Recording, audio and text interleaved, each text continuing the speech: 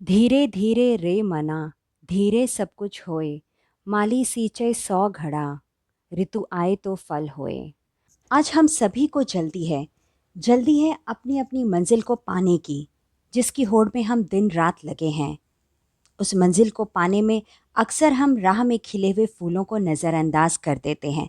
वास्तविक सुख अपने लक्ष्य की प्राप्ति में नहीं, बल्कि उस रास्ते में है जिस रास्ते पे चल के हम उस लक्ष्य को प्राप्त करते हैं। लक्ष्य तो नियत समय पे हमें प्राप्त हो ही जाएगा, पर इसके लिए जल्दबाजी करने का कोई मतलब नहीं है। यदि माली किसी पेड़ को 100 घड़ों से भी सींचे, तो भी उसमें फल ऋतु के अनुकूल ही आएगा। पिछली कड़ी में हमने यह जाना कि कांची मंदिर में गुरुदेव की भेंट एक साध्वी से होती है, जिसे देखकर उन्हें ऐसा प्रतीत हुआ कि वह साध्वी को जानते हैं। साध्वी ने गुरुदेव की तरफ देखा और कहा कि हम पहले कभी नहीं मिले हैं, पर मैं आपको अच्छी तरह से जानती हूँ। इसके बाद गुरुदेव ने उन्हें प्रणाम किया। साध्वी ने अपना परिचय देते हुए बताया कि मेरा नाम अमृता है। पलार नदी के तट पर एक योगी, एक दिव्य आत्मा आपकी प्रतीक्षा कर रहे हैं। मैं उनका संदेश लेकर आपसे मिलने आई हूँ। गुरुदेव को थोड़ा आश्चर्य हुआ, क्योंकि उनकी इस यात्रा के बारे में किसी को नहीं मालूम था। वैदिक वाङ्मय की खोज के लिए वे व्यक्तिगत रूप से निकले थे। उन्होंने ना अपने आने की सूचना किसी को दी थी, ना ही उनके कार्यक्रम के बारे में कोई परिचित था। लेकिन यह बात उन्हें अच्छे से मालूम थी कि योगी जन अपनी सिद्धि के बल पर किसी के भी कहीं पे उपस्थित होने के बारे में पता लगा सकते हैं।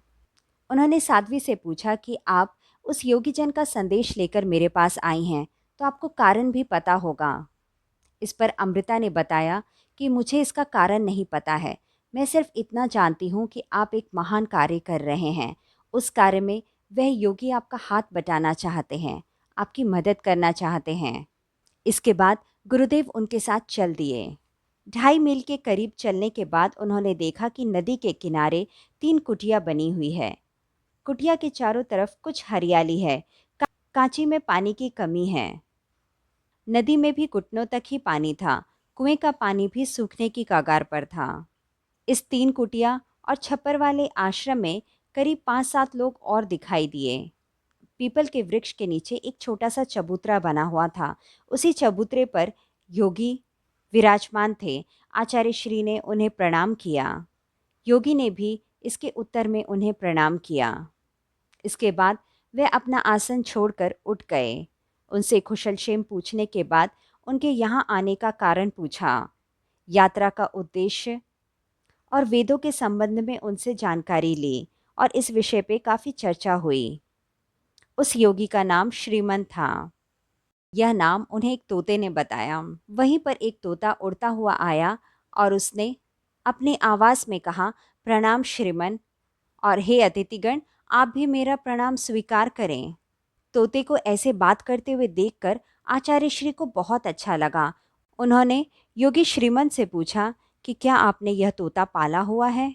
श्रीमन ने कहा कि हम यहाँ के किसी भी जीव जंतु और पक्षी को किसी बंधन में नहीं बांधते हैं। तो गुरुदेव ने इस पर कहा कि मैंने आज से पहले इतना शिष्ट तोता कभी कहीं नहीं देखा। इस पर श्रीमन योगी ने कहा कि यहाँ साधकों को देखकर तोता ही नहीं, अन्य जानवर भी शिष्ट व्यवहार करने लगते हैं। इसके बाद उन्होंने एकाध बार अमृता को देखा। वह अपने काम में व्यस्त थी। श्रीमन ने उन्हें बताया कि वह एक सिद्ध साधक की पुत्री है। उसके पिता गृहस्थ योगी थे। अमृता को जन्म देने के बाद उनकी माँ चल बसी थी। पिता ने ही उनका लालन पालन किया है। श्रीमन जब इस आश्रम में आए थे, तब अमृता को जीवन संगिनी बनाने के लिए उनके सामने उन्होंने प्रस्ताव रखा। इसके बाद दोनों ने विवाह किया। समाज के सामने आज भी वे पति पत्नी हैं, लेकिन सामान्य पति पत्नी की तरह नहीं। वे आज भी ब्रह्मचर्य का पालन कर रहे हैं। इसके बाद आचार्य श्री अपने बारे में बताने लगे। श्रीमन ने उन्हें रोकते हुए कहा कि इसकी मुझे कोई आवश्यकता नहीं है। मैं आपके बारे में सब कुछ पहले से ही जानता हूँ। श्रीमन ने एक लकड़ी की संदूक निकाली, जिसके अंदर एक पुस्तक थी। पुस्तक बहुत पुराने थे।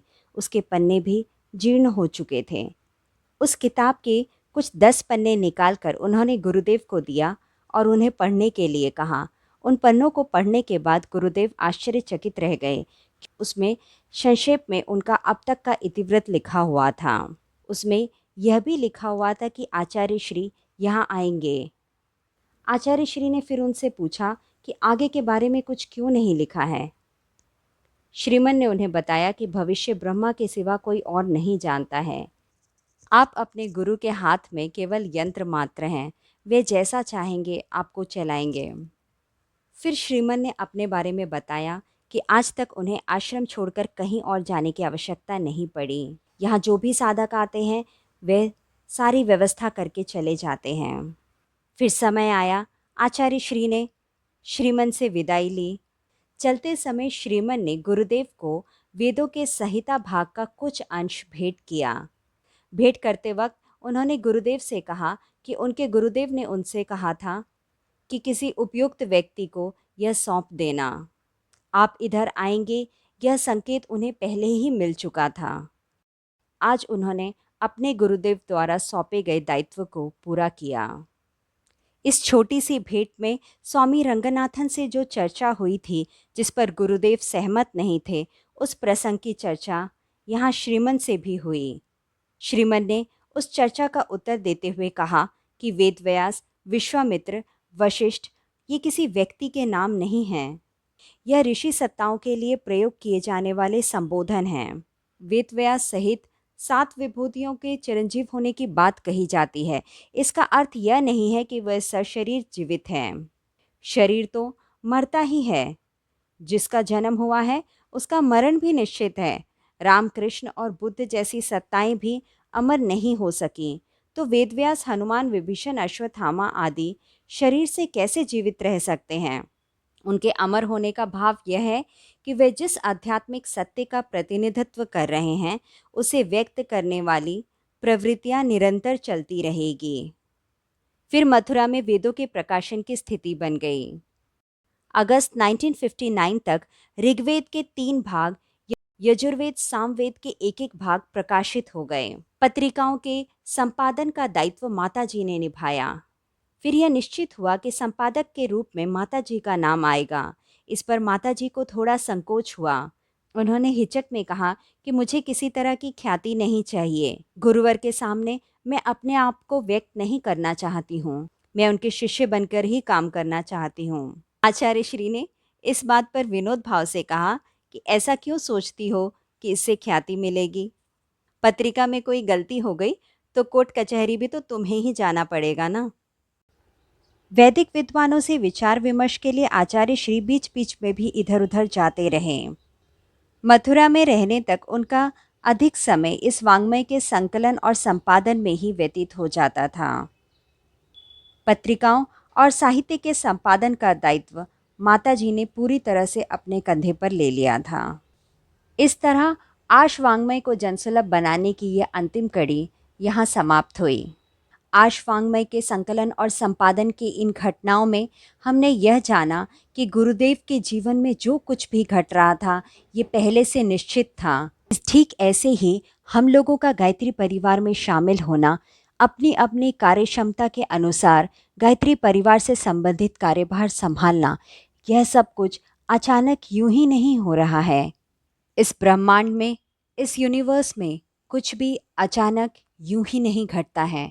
इन सब के पीछे महाकाल की सहमति है, महाकाल का सहयोग है, महाकाल का आशीर्वाद है। धन्यवाद।